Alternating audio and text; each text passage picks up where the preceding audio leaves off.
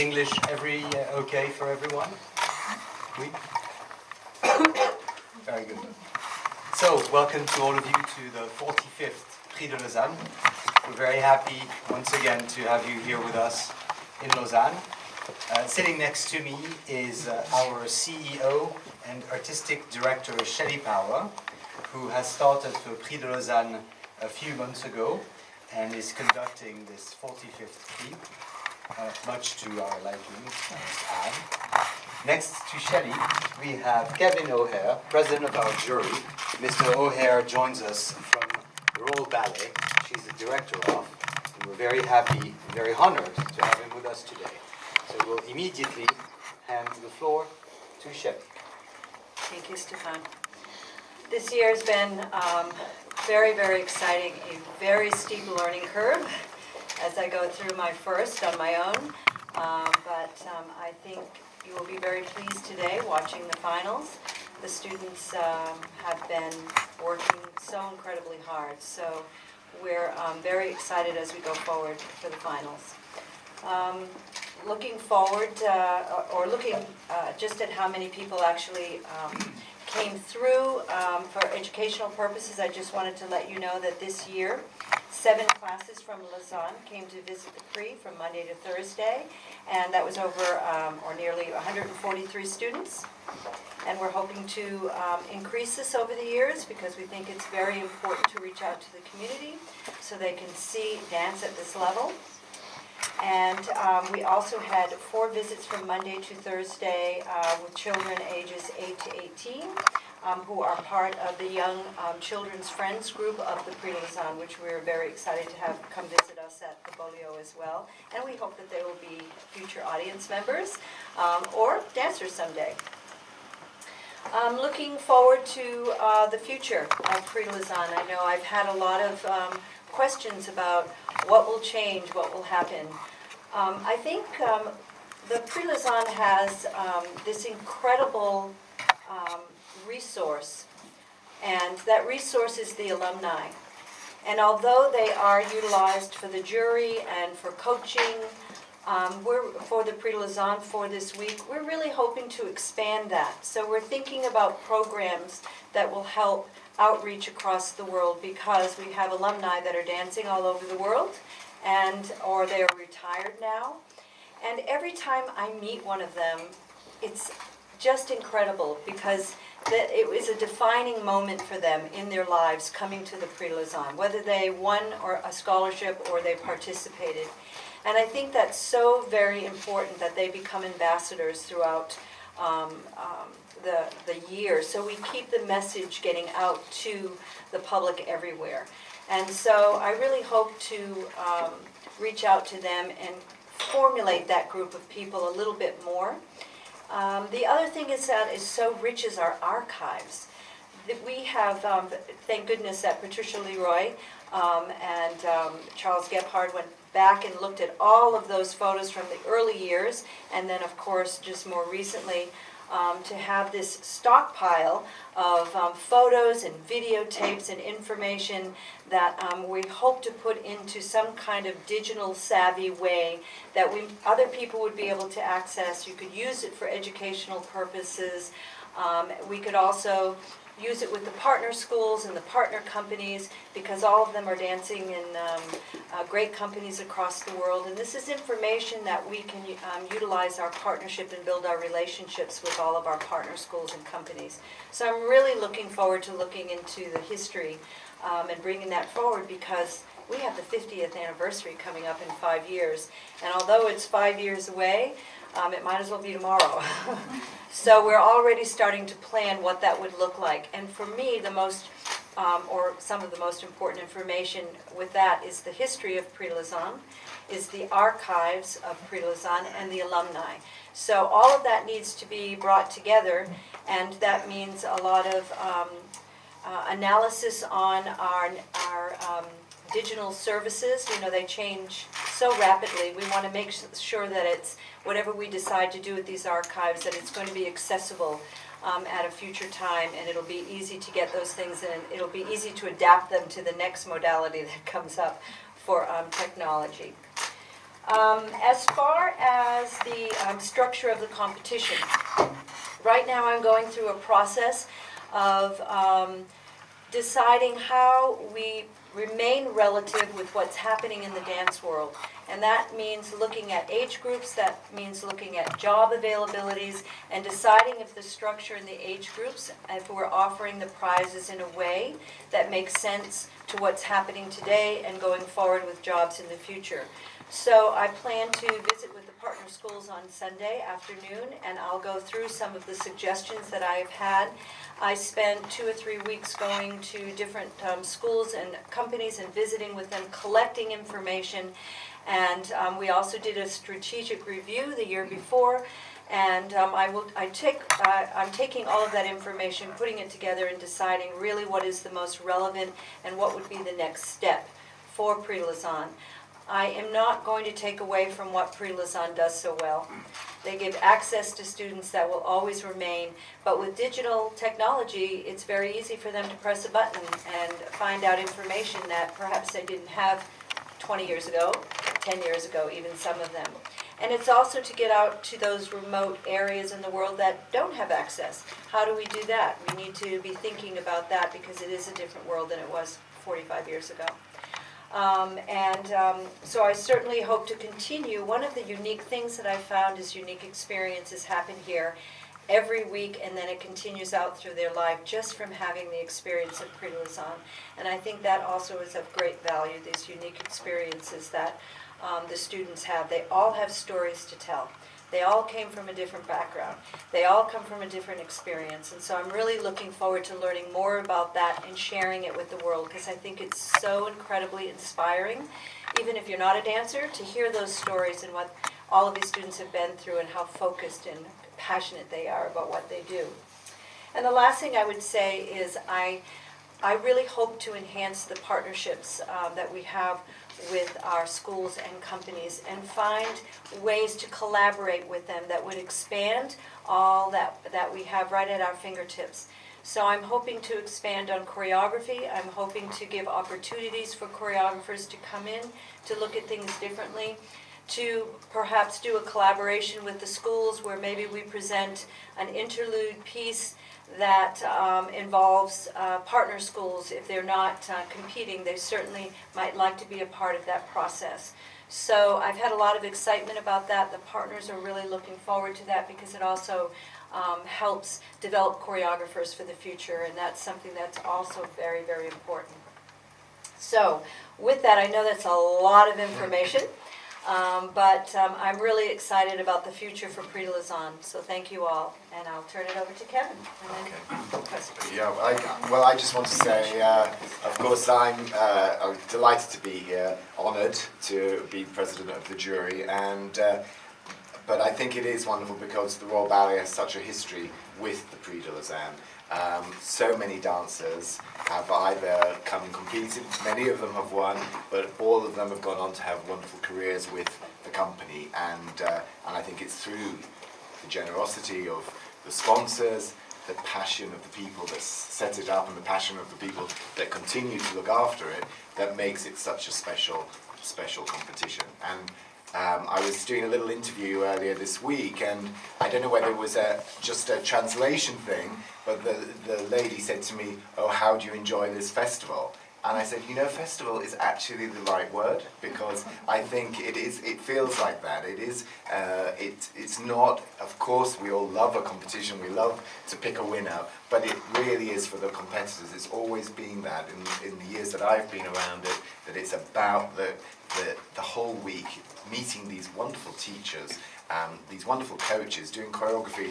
You're doing John Neumeier choreography, you're learning these solos, and I have to say even the standard of the musicians that play for the classes, all of those things really add up to what is a really special and unique experience. And one thing that we do, which last time I was on the jury, I remember doing this and being sort of slightly nervous of it at first, but they ask us if we will talk to each of the people that didn't get through to the final and give them some feedback. So we divide all the people that didn't get through to the final between the jury, and today we talk to each of them individually and just help them, give them advice, ask them how the week was for them, and it's a really positive message, I think, because they can hopefully walk out of here, get some ideas about how they should progress in the future. So really, really full of admiration for this competition.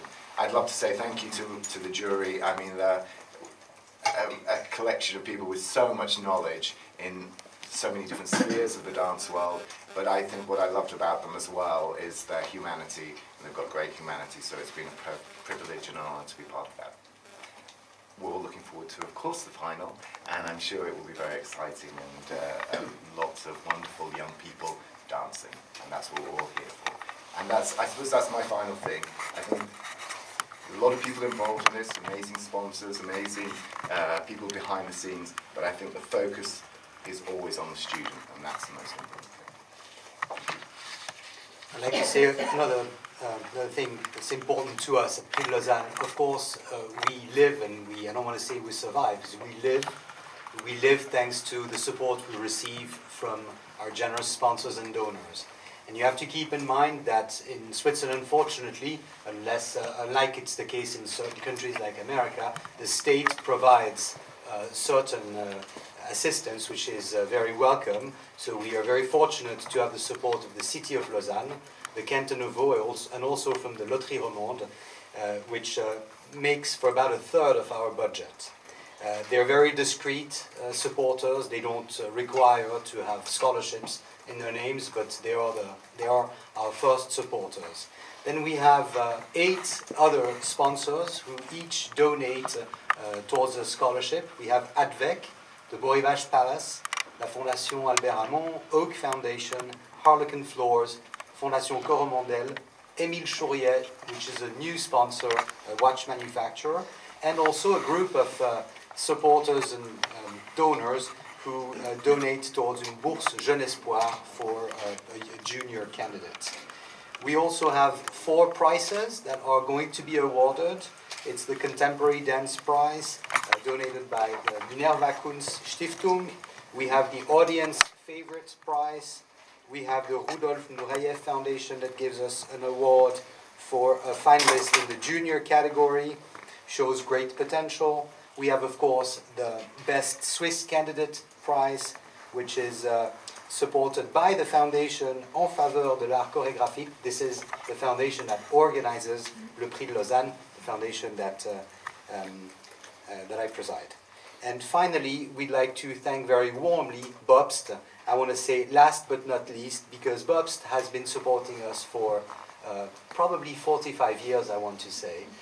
Bobst does the catering for the students, and it does the transportation to and from the hotel for the important guests, and also it donates every year a sum of 1,000 Swiss francs to each one of the finalists. So sponsors, of course, deserve a very important place in the words I wanted to address to you today. I also want to talk to you a little bit about statistics, because we have some very good ones that are available. You know that we are live streaming, and the width of the streaming that we do expands year on year. We started very small. Now we have 3 different streams. We have Arte Concert Plus. We have Facebook, we do live stream onto, and also the Chinese live streaming. So this year we have way over 500,000 views on the Arte concert live streaming, 560,000 to be precise, and it's an increase of about 25% compared to last year. We also have almost 750,000 viewers in China, and it's the first year we do the Chinese live streaming, so we are very hopeful to get even more viewers this year, and we say hello to them because I know that they're watching us. Social media, Facebook, today we have 250,000 likes. A year ago, during the whole competition, we had 220,000, so we're already up 11%, but that does not include the day of the final, which is going to be, of course, our big viewing day. Same for Instagram, of course, we were not on Instagram last year, so we have 81,000 followers and Twitters, and we are on every social media that matters. We are the new one this year is Snapchat, on which we are. I don't have the statistics, but we will publicize them once we have them.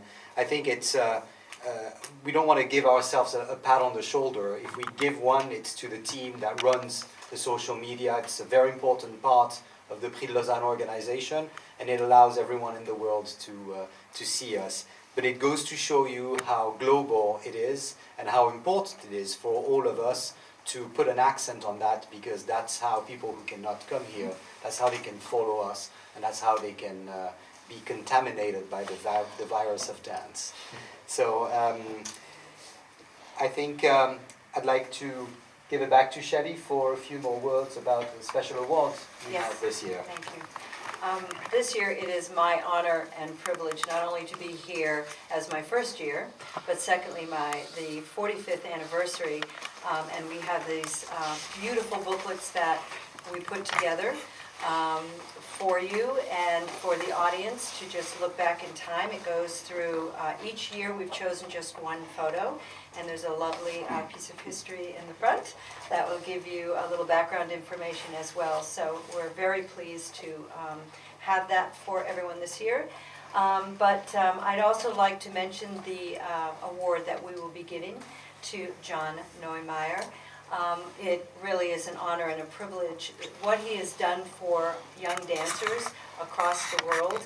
I have, from my previous position with Houston Ballet, experienced the collaborations that we have done with 7 or 8 other schools, bringing all the students to Germany and performing Yondering, and the special coaching and care that he gave to those young dancers was absolutely amazing, and will change their lives as well forever. He embodies the values of the founders, which is giving access to young students, providing them with unique experiences, and most importantly is reaching those potential goals within each of us and fulfilling those, and how he has this incredible language that he bestows upon them, and it's put out on the stage. So it is our first time to do a Lifetime Achievement Award. I am thrilled to be able to offer that as well. So with that, if there are any questions, we'd be delighted to answer those. Yes? Ludovico Marinelli for the Yomiuri newspaper, Japanese newspaper. I'd like to know whether you will announce the ranking of the winners this year, and if so, why? Of the winners? Yeah, the prize winners, the ranking, if you will rank them.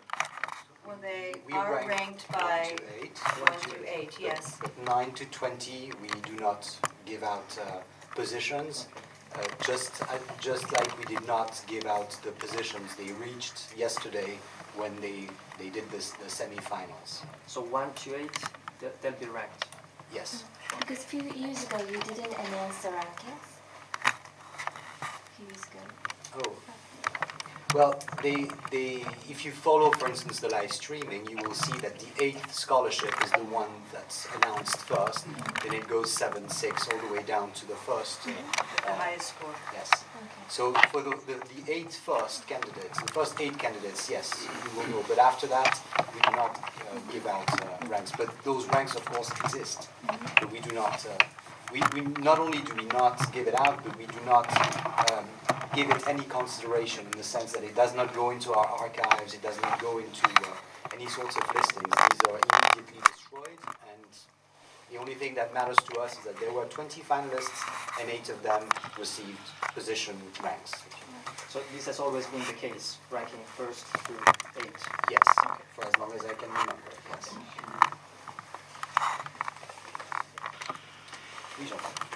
Je pose la question en français. Est-ce qu'on peut avoir des détails sur la manière dont se passe la rencontre avec du jury avec les concurrents non finalistes? Qu'est-ce qui se dit? Est-ce qu'on donne des conseils? Enfin, un peu plus concrètement. So the non-finalists and the jury, what kind of relationship or what kind of contact do you have with those candidates that you saw this morning? Well, we all have, when you do a competition like this and you spread over a week, we all have your different ways of how you mark and how, obviously there's, in the end when we give a mark, it's out, we do it from 1 to 9, but, you make notes. And so what I did was I actually had a page for each candidate as I was watching the classes and put notes. So I knew things about each one of them, what I felt. And most people did that in different ways. And then when we divided the candidates up last night, then we all looked at it and then we would say, oh, whatever the number was, have you got any feedback from me? And I can pass that on. So I got feedback from Stanton or Leanne or whoever about it. And some of them might go, oh, I really liked her, but she just needed to do this or the other way. And so it's really useful. I think it's a fantastic thing. All of them seem to be happier when they left the feedback session. And an interesting maybe piece of information is that they tend to be attributed to those who have from a similar cultural background, so it's easier. So for instance, Soon Jin Kang decided she would speak to all the Korean non-finalists. But then in the end, sometimes there's a trade because somebody else says, oh, I would really want to speak to that candidate because I think I know exactly what I want to say to that girl, that boy. So sometimes there's a swap of candidates. It's always for the best of the candidate that we do it. It's always who can best communicate a group opinion or who can best communicate an individual perspective who will end up having the feedback interview with the candidates. And I did canvass all of the students after they met with the jury to ask, how was that experience for you? And smiles from ear to ear. To have a moment to sit with the director of the Royal Ballet is just, it's a unique experience. And they just loved getting the feedback. Made that moment a little bit more sweet. Anyone else? Yes. Vous avez parlé tout à l'heure des meilleurs concurrents suisses, mais en réalité, si j'ai bien compris, maintenant, c'est le meilleur concurrent provenant d'une école suisse. Hein. Vous faites la différence maintenant. Oui, c'est-à-dire que c'est soit... Go ahead. Yes, C'est soit... please. En français or in English? Okay. In English is okay for you, so everyone gets it. Yes, so the award goes to either one of the Swiss national, but also to any candidate who has studied at least 3 years in a Swiss company. That would be in the school, in the Tanzakademie in Zurich, for instance. So yes, this year we have 3 candidates who could qualify for that. Actually, there's only 2 remaining because one is injured, and those 2 will be competing this afternoon. And if you're looking for a competition within the competition, you can keep an eye on that because there are 2 very strong candidates and very different. One is a girl, the other one is a boy. And for once, that we have a competition for that award.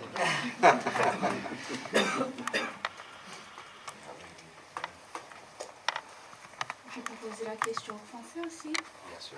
Oui, donc j'aimerais savoir pourquoi vous avez repris des pièces de Mouchon-Mayer depuis 2008 pour la variation, pour les choix de la variation contemporaine.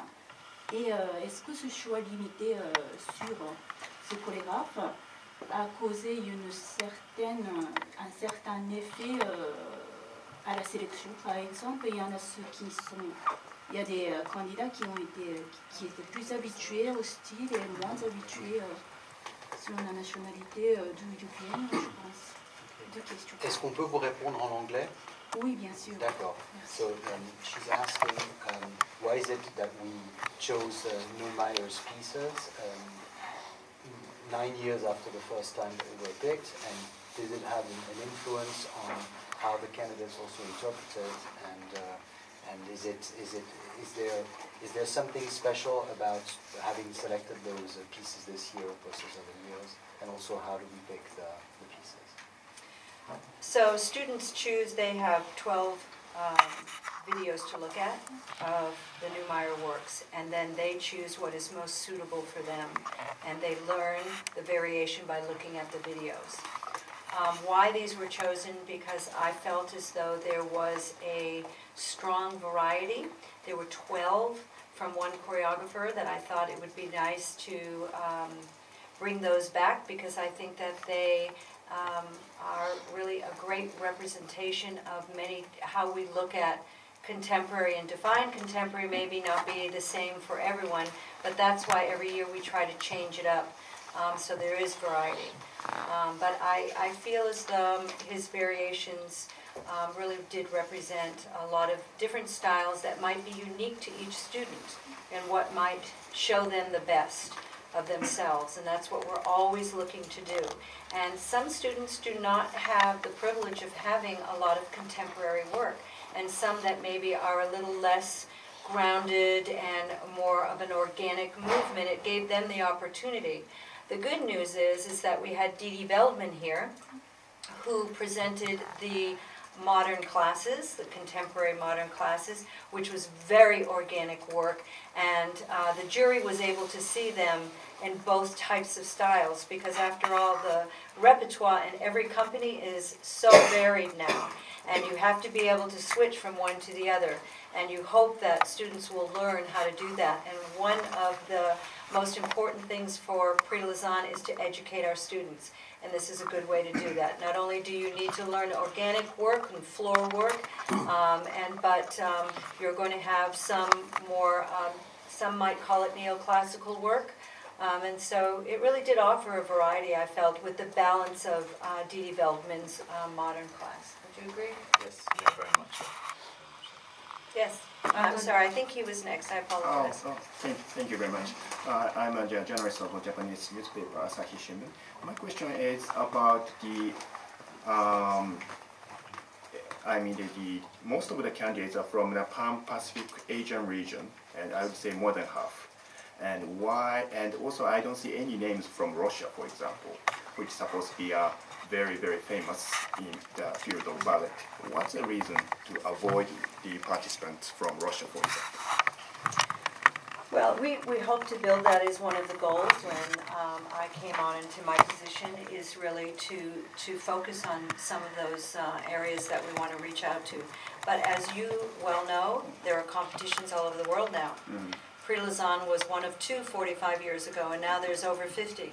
And I think that the most important thing is educating all of these different countries on what is so unique about Prix de Lausanne.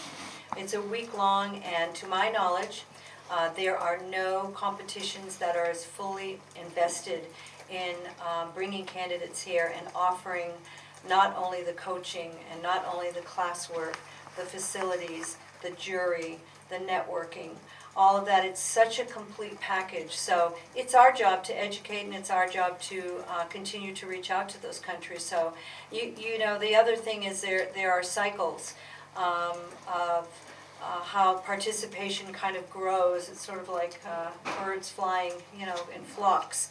And we're thrilled that we have a really strong Asian population coming in, because I think that it's just expanding the knowledge. And having seen the growth, especially in contemporary work, has been really amazing as well. Many of the students from Japan that I would go to Japan and I would work with and observe have come such a long way, and I think it's that education that they're getting. And so I think this will continue throughout.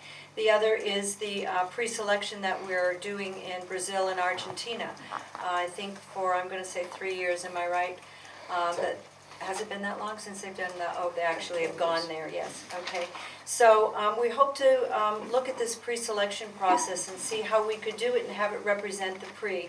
We don't want to just do it and have a competition, that's not the point. We'd like to take a mini pre and implant it somewhere and give them the experience of, because they may not be selected, some may, it's not, all of them will be able to, but they'll get a little bit of that taste of what is required of a dancer in a professional world.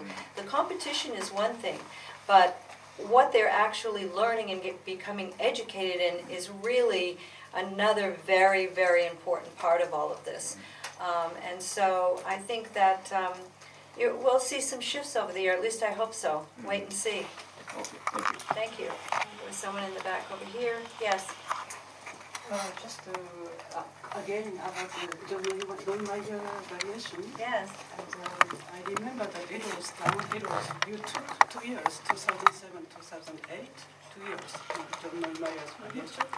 My first question is that you will do that next year also the same thing? The Neumayer? No, we'll be moving. We'll be changing next year. Okay. I don't know exactly what we'll be doing yet, but as soon as I get this pre-done, I'll finish off on the next one. What are you looking for the next year? What kind of... A balance. I think it is a balance, and that may sound like an easy answer, but I would like to be able to have a good variety of new choreographers possibly, and then certainly having someone like Goyo Montero is his beautiful work. I think what was so unique about that is he actually created variations for the pre, and I'd like to see that happen more. I've talked to a few choreographers about the possibility.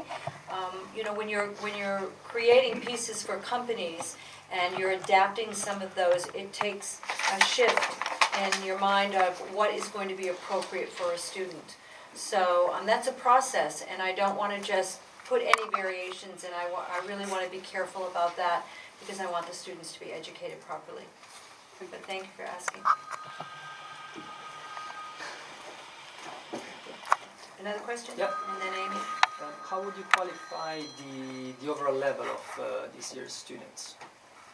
I've been very impressed actually. I'm not saying that just because it's the day of the family. It's really felt, and I would probably say, I don't know how to say this, I would say, especially with the younger group, I feel there's a lot of promise there, and maybe I haven't seen that sort of level of promise in different places for a while, and so that was very heartening, and it was really, because of course with the older dancers you get sometimes nearly the finished product, you know, because they've been training at good schools and they're nearly ready to join a company as an apprentice or in a full-time work, but with the young ones sometimes it's quite hard to see where they're going, but I feel there's a lot of promise in not only the ones that got through to the final, but some of the ones that didn't as well, that it was very strong. So I was pleased about that. I had a question just about the scoring system and everything. I know that there is a system where they get marks on different things. When it comes down to the finalists, is it pretty cut and dry with just the top score, or are there several students with the same score that you then have to sort of decide? It was, what was great, it made life easy for everybody yesterday was we all put in our marks and it goes into the computer and it came out, and there was quite, but sort of by chance really, but there was quite a divide between number 20 and number 21. So I think Shelley had said to me, if those are very close, then there should be a discussion with the jury, and we actually, which I think is quite a smart thing, we have a little column and we put a yes or a no and beside your number, and that is because if there was a tie situation, we then look to see, you know, this was the one that Kevin really felt was the one to get that prize, or the one that one of the other juror members, so we balanced that as well. But it was very nice because there was a really good gap between the two. And interestingly, higher up there was some that were exactly the same mark, but that's right. what Yeah, happens. 3 or 4. But today I feel we all start again, Okay. and we go, okay, this is showtime. The yes and no column does not mean do I like or do I not like the candidate. It means in case of a tie, would you like to see this candidate advance to the finals? you can say yes for everyone. But the good thing is that, fortunately, not everyone gets yeses all across the board. So if they tend to have the same numbered score, they end up with a different appreciation score. Maybe like a plus, isn't it, on the side? Yes. Good. Thank you very much. We appreciate you coming. Thank you. Enjoy it today. Yes, enjoy.